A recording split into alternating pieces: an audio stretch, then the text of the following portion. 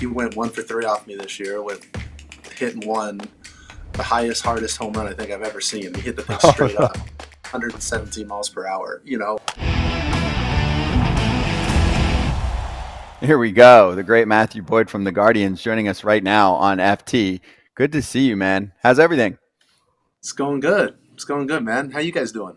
We're great. I mean, obviously, it's a historic day. I mean, we had planned to have you on a few days ago, so I'm excited to get your take on this. Of course, we'll get to you. We'll get to the guards. But where were you when Shohei Ohtani did what he did, and what was it like for the team when they all talked about it and saw the news? I'm going to be honest. Middle of a flight and, you know, post-celebration poker game. So a lot of guys didn't really catch on to everything till maybe about an hour after we landed and came to our senses. But, man, it's amazing. I mean, he's such an amazing talent. Obviously what he can do on the mound and at the plate, and then you see what he can do to, you know, this year with just, you know, making an impact on the bases as well as just hitting for amazing power and average. He's just a special ball player, and it's really cool to see him do that and, you know, redefine what's possible in this game. I have a couple like quick hitters real quick. So did you take any money home from that poker game or no? No, I did not. I got to say, I was on the periphery. I was outside looking in, you know. Okay. You're one of those guys. All right. I got you. I learned my lesson on the poker games early on in my Tigers career with some of those teams. So, I'm a quiet observer now, or maybe not so quiet observer. Yeah. You're the one that's like, let me just take a peek. And you take a peek, and everybody's looking at you like. Exactly right. Yeah. Yeah, exactly. Have you faced Shohei Ohtani before? Yes. Yeah. Okay. So go ahead. Yeah. Let me ask you this. You know, I guess you'd have to get into detail, but what as a pitcher, what are you trying? Like, what pitch is your best pitch to him without saying what you would throw to him? Because that's a real answer, a question I want for you. Like, how do you get this guy out? That would be my real question as a pitcher. He's hard to get out. I mean, he went 1 for 3 off me this year with hitting one, the highest, hardest home run I think I've ever seen. He hit the thing straight up, 117 miles per hour. You know, it was like, I mean, you got to pitch, right? I'm a lefty, right? So it's left on left, but it's, you know, it's usually I like to think I have the advantages in those at bats, right? And just for the sake that it's a lot of guys don't see lefties nearly as often as they see righties, but I mean, you can't just, you know, lean on what you normally would do. You have to. He can cover the outside. He can hit a ball. He can hit a fastball away out. He can get a slider away out. You got to just continue to go pitch for pitch with him and, you know, get creative because, I mean, he's talented. You know, you'll see him hit balls out any part of the zone, and it's, you know, multiple pitches. I mean, he's well-rounded, man. You got to get creative when you face him. All right. Do you remember filling out your award last year? Do you remember the end of the season filling out your awards, like the MLB Player Awards?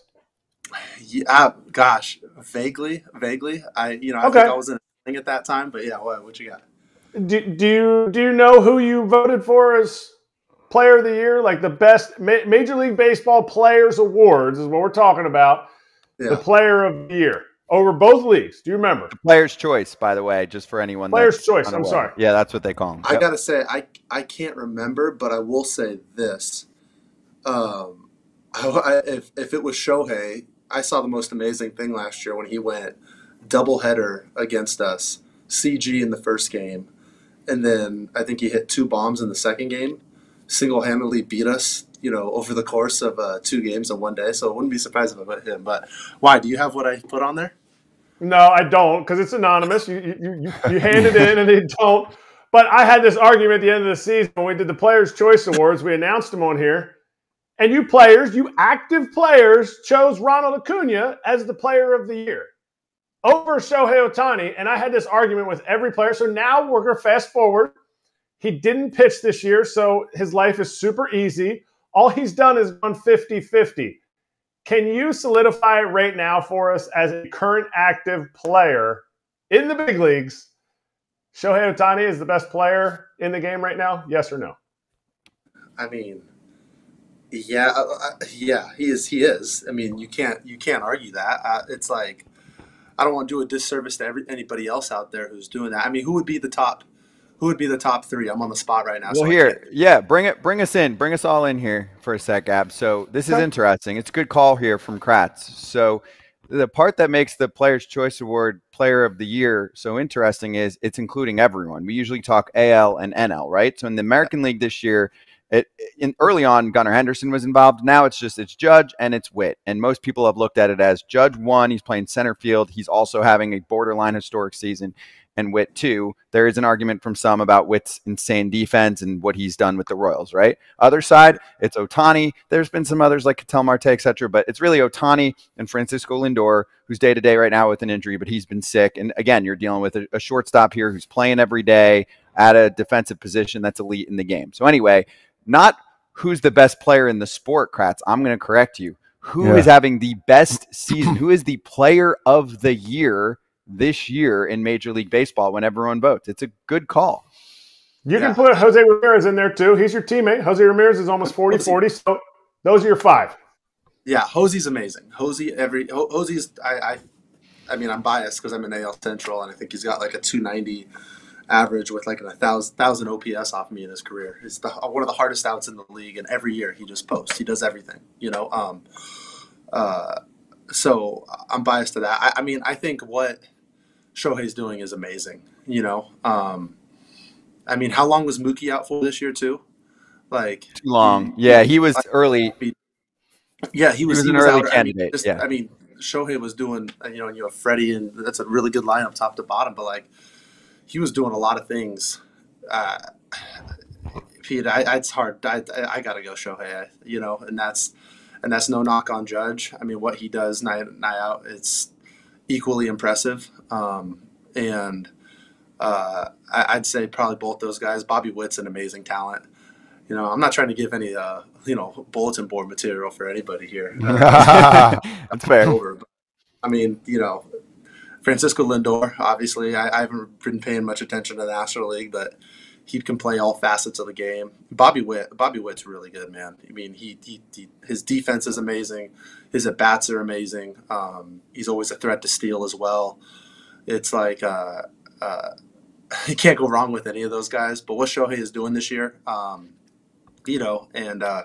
with on the bases and at the plate, I think it's redefining. He continues to redefine like what you can do in this game, and reimagine it, and kind of open people's eyes to it. And it's amazing to see. Do you think it matters that he's only a DH this year, or do players still respect the fact that the season's so insane and so historic that it overrules Judge in center field and Lindor and Witt playing shortstop, stuff like that? That's where the argument comes in. It has nothing to do with him. I mean, we talked to Andrew Jones the other day, and he's like, "Oh, he'd be one of the best outfielders defensively too." He's like, "I've seen him play outfield. He's nasty." Yeah, no, you gotta value the defense. I mean, you can't not value part of the game. That's even a greater argument, right? Is like defense is so important. Having the well-rounded aspect of the game is, it can't be overlooked, right? So, it's like he's stealing bases. The other guys are playing defense and not stealing as many bases, and the argument fluctuates there. I think you got to weigh it, but what he's doing is so impressive, man. That wouldn't be surprised if he is the Players' Choice wise Player of the Year. All right, well, let's get to the Cleveland Guardians now. Anything in the room still smell like champagne? I'm sure it does. I mean, it's so special to get to do that. Like I spent 8 years, right, with the Tigers. And like my second year we came close, and it was the first time they hadn't made it in a while, and you kind of like assumed, oh, we'll be back next year, right? And then halfway through the season it got torn down, and I didn't get to celebrate until 2022 when you get to Seattle, and it makes you so grateful for each of those opportunities, and man, it was so fun. It was so cool to obviously this group is amazing. It's such a great group of guys. Just not only like good ball players, but good people all the way around. I mean, I got to come in June, and at the end of June, and they made me feel welcome within a day in that clubhouse, and that's special. That doesn't, happen, everywhere. I'm also so happy for Voter. what he did this year, and he's continuing to do. The job is not done by any means, but man, you would not know walking in that it's his first year managing. He just understands it so well. Like, he understands what it's like to be in our shoes, and he's just such a great communicator, and he's the same guy every day, and he cares about the person. And it's I feel so fortunate to get to play for him in this ball club, and man, hopefully, get to have multiple more champagne celebrations here, over the coming weeks. Yeah, it's been a strong year for the team. And then, you caught on getting back on the field here over the last, what's it been, maybe month and a half-ish. So how do you sum up what the past really 6 months has been like for you? Crazy. I mean, I was coaching some amateur little league t-ball and softball, in April and early March, while the boys were all in spring training, right? Saying like, when the calendar turns, right? Like, we didn't get the right offer this year. Didn't get a major league offer. Let's just be honest, right? And my agent, Scott, was like, "Hey, our best offer is gonna come in the season." So you go, okay, like, we'll stay the course. We have a good rehab group around us. We're doing what we need to. Dr. Meister is continually involved. Like, we're solid. We'll do this. But you see people report, and you go, man, this is different. You see opening day roll around, and you're going, okay, like, I'm sticking to the plan, but man, this is a little scary. There's that little fear aspect of like, just whatever it may be. But some cool things got to happen. I got to be around with my kids, and my family every single day, wake up with them, put them to bed, spend so much time with my wife. Like, it was amazing. And I got to coach, like I said, I got to coach t-ball and softball, and that was unique. And you're sitting there just watching baseball, and you're going, man, I do believe I'm going to be on a winning team. I do believe this is, my best baseball's ahead of me. But right now there is nothing in the windshield, if you will, right? Like, this is another day of rehab, another day of whatnot. So, getting to be where I am today, I'm just overwhelmed with gratitude, and that I get to be part of this team, man, and get to be taking the ball tomorrow. It's just, I'm grateful, man. Listen, everybody, we got a major problem here. Half of our viewers are not subscribed. Let's go. All you got to do is click a button, check it out, hit that button. The problem will be gone. Let's go. Scotty B here from FT. 1 in 5 Americans have learn a new language on their bucket list, and you should make 2024 the year you finally check it off the list with Babbel. Babbel is the science-backed language learning app that actually works. Babbel's designed by real people for real conversations. Kratz here. Brawny, you know what I'm doing? I'm working on my Spanish so that I can get my pronunciation and accent game to the next level. Babbel's speech recognition technology makes that happen. Good job, Kratz. So here's a special limited time deal for FT listeners. Right now, get up to 60% off your Babbel subscription, but only for FT listeners. Again, that's up to 60% off at babbel.com/foul, spelled BABBEL.com/FOUL. Rules and restrictions may apply. With Babbel, you can learn everything you need to have real-world conversations, and all it takes is just 10 minutes a day. So how did it come about? Were you watching teams and like, hey, Scott, why don't you call the Guardians? I see they're down to like 3.5 starters right now. Or like, do they call you? What day did it happen? How fast did it turn around? Yeah. So we waited until I got to the very end of my like bullpen phase, right before facing hitters. So basically, I think what was like one of my last 55 pitch bullpens in the Tommy John rehab, we went down to California through a showcase at UCLA. And I'm so thankful. 18 teams showed up, and there was a lot of interest right from the get-go. It was like a Friday. Went back home. Teams were starting to call, and then over the course of the next week, it was offers started coming in, and let Scott do his thing. But it was one of those things where it was like, I was just watching baseball, right? It was kind of fun. I was just picking guys I like to watch, picking teams. And when Cleveland called and you already saw what they were doing, and in that process, I had the connections with, Albie and Kai Correa from San Francisco. I knew Stephen Kwan from the Oregon State connection. And it was like, hearing these guys talk about what the team's like, and you're watching games. When they started calling, they were playing the Orioles, and it was like, I just remember watching their dugout, and I was like, gosh, that looks like so much fun. And it came down to it, and it was like, I knew I wanted to be a part of it. When they called, I knew I wanted to be a part of their ball club. And it was like I was just so, again, overwhelmed with gratitude that they wanted me, right? They wanted me to start. So when those stars aligned, it was like it was an easy no-brainer. And end of June, we're signing and starting a rehab assignment. So it was man. I'm saying this way too much, but just I feel so blessed to be where I am, considering how things have gone this year. We haven't asked anybody on this show, because we haven't had anybody take this journey that you're talking about. I always feel like showcases for a big league pitcher with what you have in your career, the fact that everybody gets Tommy John surgery, like I think showcases, I think it's trash. I think if they want you, teams need Matthew Boyd because of what he's done. He's been a beast. You don't need to see him come and throw, a 60-foot, 6-inch baseball. Like, come and get me. Give me what you want. You're the guy. Like, what is that showcase like? And what were the feelings that you had in it? Yeah, I mean, gosh, you and Todd have faced me. I'm not going to sit there and throw triple digits in a big league much less at UCLA at 2 o'clock on a Friday afternoon, right? So thank you. Yeah, I mean, I talked to Scott about it, and I was like, Scott, what are you like? What do I need to show? And he goes, you're showing health, and that's really that's what it is. And I essentially was just rehabbing in the dark. No one knew about it outside of really the Tigers, because the CBA, right? They were the ones that were paying for rehab, so they were the ones constantly checking in and whatnot. So for me, it was like, okay, here we go. I'm gonna go throw my pens and show I'm healthy, show my pitches, right? And I think that was the main purpose of it. And because it's like, I'm 88 to 92 in a bullpen, on my best day. I'm not going to sit there and rear back and throw 95 and do stuff. I don't do that in a game very much. So it was just, hey, show I'm healthy. Here's my stuff.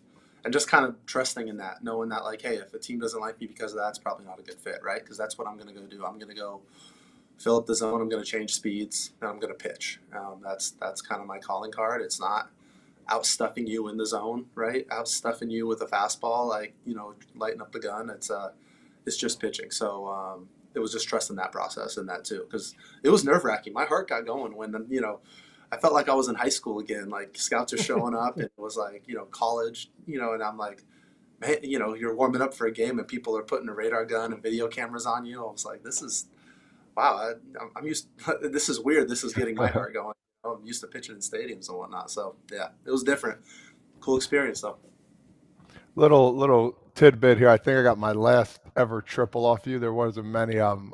If I recall, I got jammed to hit it to right, and the right fielder's playing in left center, so it actually worked out well for me. Thank you for that. You were a fucking face, man. You got your A swing off every time. And no, baloney. You're flinching up there, man.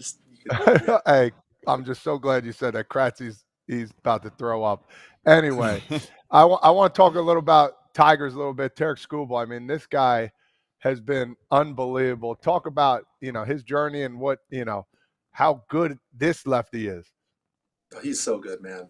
He's the total package. He's not only, I mean, he works his tail off, he works so hard in the weight room. I got to watch, I've known Tarek since he was at Seattle U, because just the coach that recruited me there has always been a close friend, and he was telling me that he's like, yeah, I got my next big league pitcher. He's probably, and how he fell in the draft, just because of coming back from Tommy John surgery. I mean, it was like props to the Tigers for grabbing him, because, obviously I think he was a 9th rounder or something like that. And, that's 1-1 type stuff when you're watching him on the mound, right? But I watched him come back from surgery. I was his teammate since he debuted. Last year, you're watching him come back from surgery, and you're watching the work he's putting in and day out, and the belief he had in himself. I mean, the guy's an animal in the weight room. He moves so much weight.